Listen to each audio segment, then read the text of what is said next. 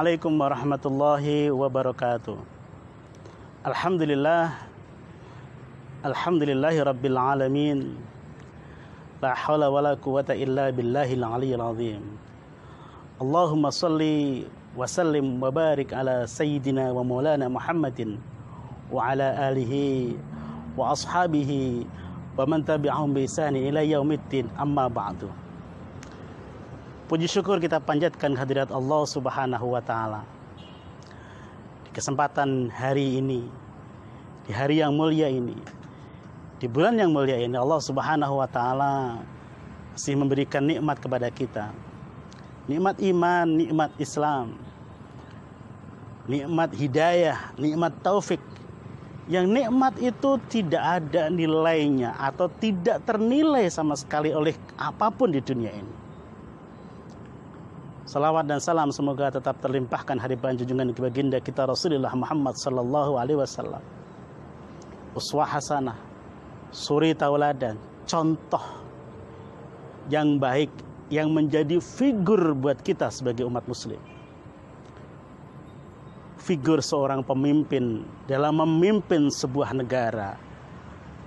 Figur seorang pemimpin di dalam keluarga. Figur seorang pedagang yang bagaimana beliau berdagang dengan jujur dan amanah. Figur seorang ayah yang mendidik putra-putrinya dengan didikan yang tegas, dengan didikan yang ramah, dengan didikan yang penuh kasih sayang.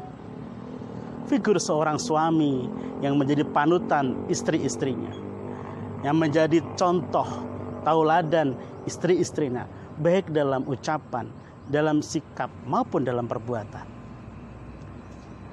Sahabat cendekia yang dirahmati Allah Subhanahu wa taala.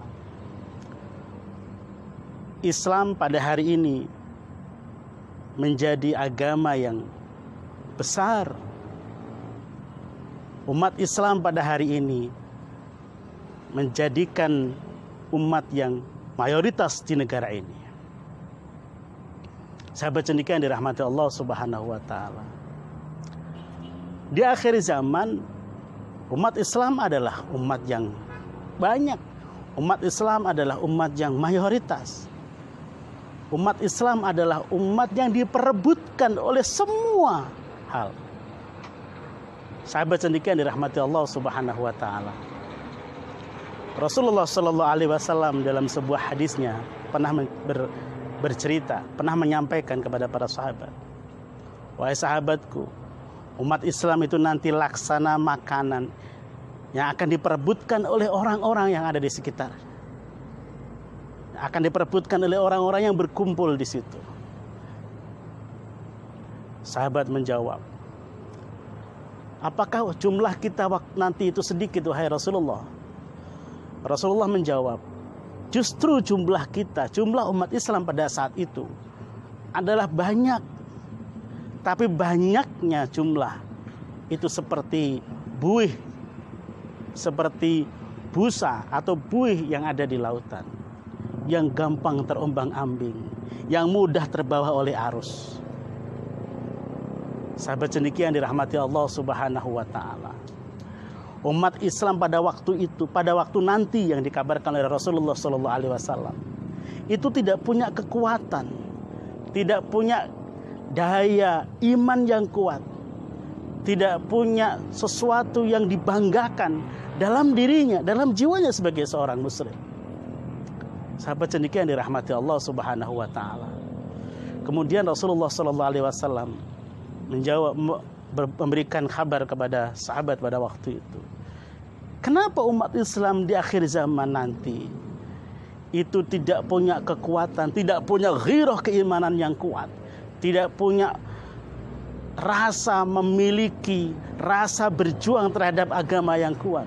Karena umat Islam di akhir zaman nanti, kata Rasulullah sallallahu alaihi wasallam, mempunyai penyakit yang disebut dengan penyakit al-wahn. Kemudian sahabat bertanya kepada Rasulullah, "Ya Rasulullah, apa itu wahn? Apa itu penyakit al-wahn?" Kemudian Rasulullah sallallahu alaihi wasallam menjawab bahwa penyakit al-wahn atau penyakit wahn adalah penyakit takut mati, Al-wahn adalah penyakit cinta dunia. Sahabat cendekia yang dirahmati Allah Subhanahu wa taala. Kita umat Islam di akhir zaman ini, tanpa kita sadari, penyakit itu sudah masuk ke dalam diri kita, sudah masuk dalam komunitas kita, sudah masuk dalam kelompok kita.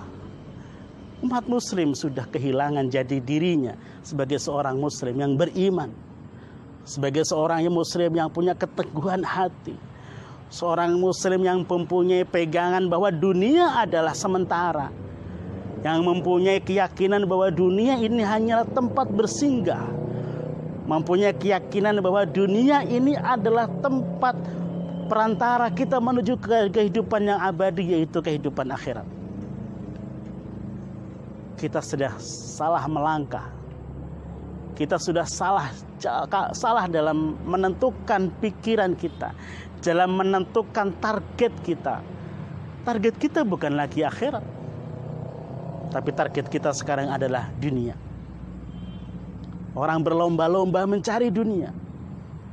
Orang berlomba-lomba mempercantik kehidupan dunianya dengan kemewahan.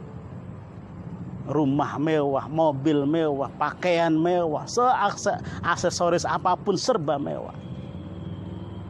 Padahal ia lupa bahwa itu hanya perhiasan dunia yang sifatnya fana, yang sifatnya tidak akan abadi.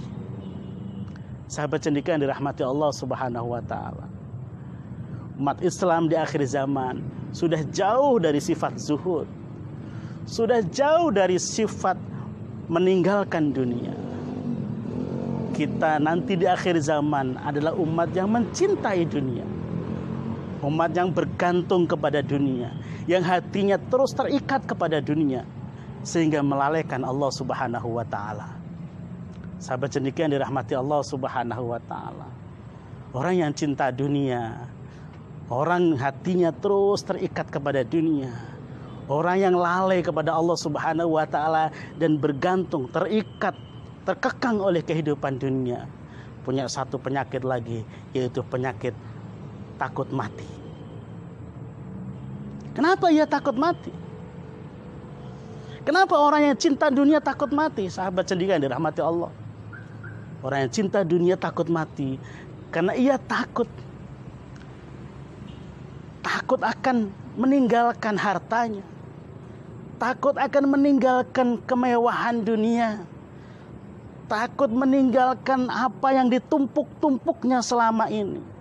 Uang yang bergelimang, harta yang bergelimang, mobil mewah, rumah mewah, jabatan, kedudukan, kekuasaan. Itulah yang menakutkan bagi orang yang hubbud dunya, orang yang cinta dunia.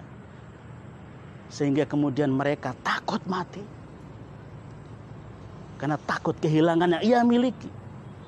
Padahal orang yang beriman kepada Allah Subhanahu wa taala adalah orang yang merindukan kematian. Bukan berarti ingin mati, tapi merindukan kematian. Karena apa? Karena satu, ia takut dimintain pertanggungjawaban oleh Allah Subhanahu wa taala. Ketika dia semakin lama hidup di dunia, maka pertanggungjawabannya semakin banyak. Semakin ia punya kehidupan dunia yang banyak, harta banyak, maka semakin banyak pula pertanyaan malaikat mungkar dan nakir. Dari mana engkau dapatkan? Kemana engkau belanjakan? Orang yang beriman takut kemudian tidak bisa menjawab hal itu, maka ia ingin segera kemudian meninggalkan dunia ini. Dan yang paling terpenting, orang yang beriman adalah merindukan Allah Subhanahu wa taala, merindukan kebahagiaan yang hakiki, merindukan kebahagiaan yang sejati, yaitu di kehidupan akhirat nanti di surganya Allah Subhanahu wa taala. Sahabat cendekia dirahmati Allah Subhanahu wa taala. Dalam kesempatan kali ini, mari kita bermuhasabah. Kita koreksi diri kita sendiri-sendiri.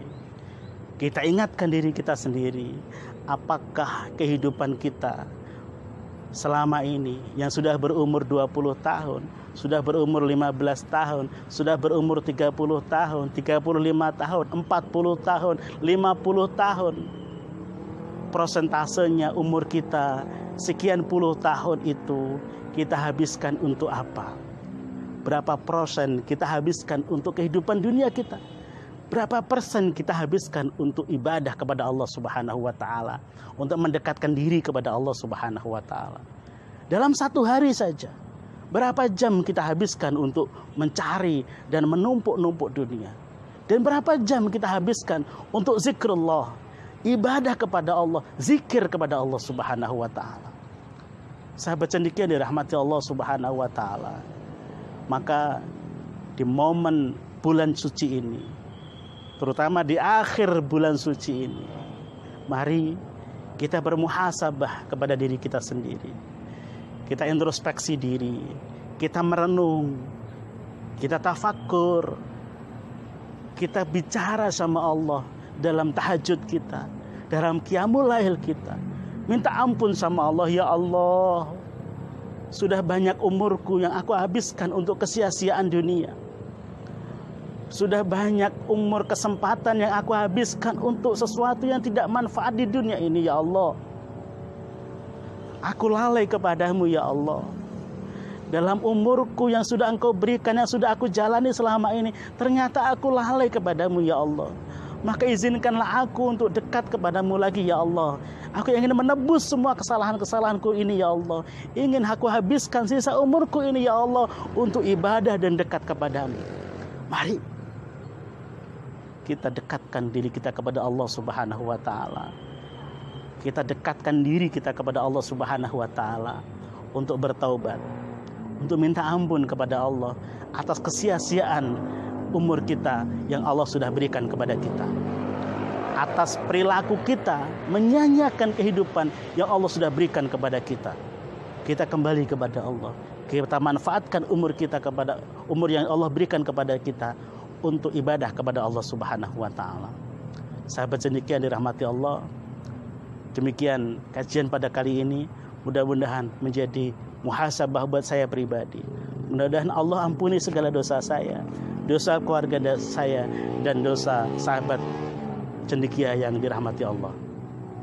Mudah-mudahan Allah mempertemukan kita di surganya Allah Subhanahu wa taala nanti dalam keadaan yang sa'idun, bahagia. Terima kasih dan mohon maaf. Wallahul muwaffiq ila aqwamit thoriq. Wassalamualaikum warahmatullahi wabarakatuh.